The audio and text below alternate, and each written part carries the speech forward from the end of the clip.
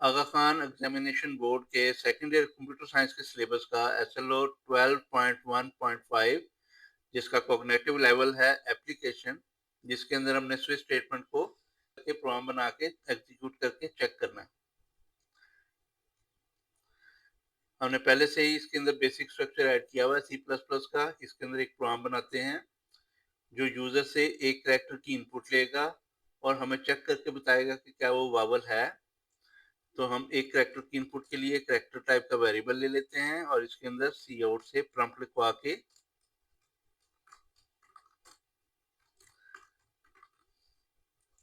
Prompt लिखवाने के बाद हम इसमें से सीन की मदद से इस वेरिएबल में इनपुट ले लेते हैं।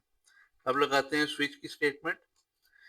स्विच की स्टेटमेंट के अंदर आप एक्सप्रेशन में भी लगा सकते हैं और किसी वेरिएबल का नाम लिख के भी यूज कर सकते हैं। तो यहाँ वेरिएबल का नाम मौजूद है सी, करली ब्रेसेस स्विच के इस जगह पे जहां लगाई है इस जगह पे लाजमी आती है। अंदर वाली साइड पे आप केसेस बनाते हैं, बाहर मेन पे आपको ये करली ब्रेसेस लाजमी लगानी है, इसके बगैर ये नहीं चलेगा। केस कैसे बनाना है? केस बनाने के लिए आप लिखेंगे केस और उसके बाद आप वैल्यू बताएंगे कि कौन सी वैल्यू मैच करेगी इसी वेरिएबल के साथ, तो फिर कौन सी स्टेटमेंट एग्जीक्यूट होनी है। तो वैल्यू मैच करवाने के लिए आपको, क्योंकि ये कैरेक्टर टाइप की वैल्यू है, तो सिंगल कोट्स का इस्तेमाल करना पड़ेगा। और क्योंकि मैंने वॉवल्स को चेक करवाना है तो पहला वॉवल ए है तो मैं ए लिख देता हूँ।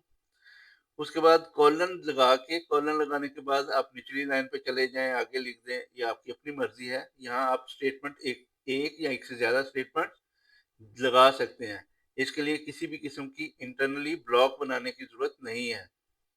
तो मैं सिंपल एक स्टेटमेंट लिख देता हूँ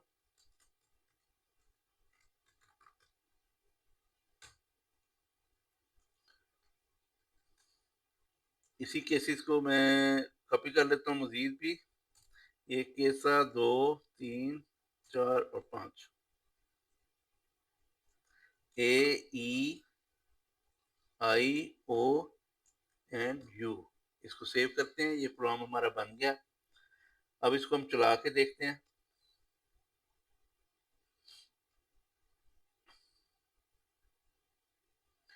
ए, अगर मैं ए वावल देता हूं तो मेरे पास एक, दो, तीन, चार और पांच, 5 दफा वावल लिखा हुआ आ गया। क्यों लिखा हुआ आ गया? क्योंकि इसका डिफॉल्ट बिहेवियर क्या है, इस वेरिएबल में पड़ी हुई वैल्यू ये केस के साथ मैच हो जाती है, ठीक है, वो केस एग्जीक्यूट होता है। और वहां क्योंकि हमने कोई भी ब्रेक की स्टेटमेंट नहीं लगाई हुई, तो ये जो पहली स्टेटमेंट चल गई उसके नीचे वाले तमाम केसेस उस लेवल तक चलते रहेंगे जब तक ब्रेक नहीं आ जाती। तो ब्रेक इसमें कहीं भी नहीं लगी हुई, इसलिए एक, दो, तीन, चार और पांच, 5 दफा वावल लिखा हुआ आ गया। एक दफा फिर एग्जीक्यूट करके देखते हैं।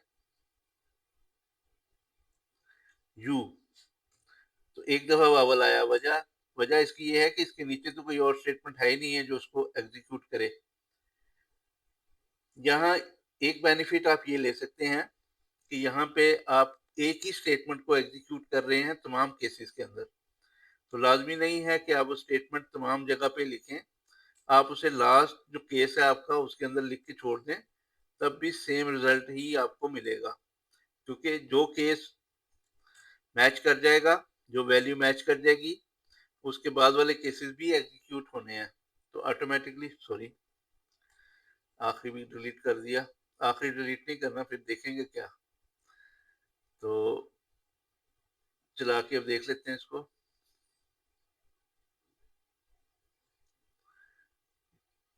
आई वावल एक दफा आया। उसकी वजह यह है कि आई का केस ट्रू हुआ, यानी कि मैच कर गया। तो उसके बाद ओ वाला भी चलना था और यू वाला भी चलना था, इसलिए ये यू वाला जब चलेगा तो वावल आपकी स्क्रीन के ऊपर आ जाएगा। अगर मैं कोई ऐसा देता हूँ अल्फाबेट जो वावल नहीं है, सपोज डी इनपुट कर देते हैं, तो कोई रिजल्ट के अंदर कोई चीज शो नहीं होगी। क्यों नहीं हुई? क्योंकि हमने ऐसा कोई केस ही नहीं बनाया जो इस तरह की सिचुएशन को हैंडल कर सके।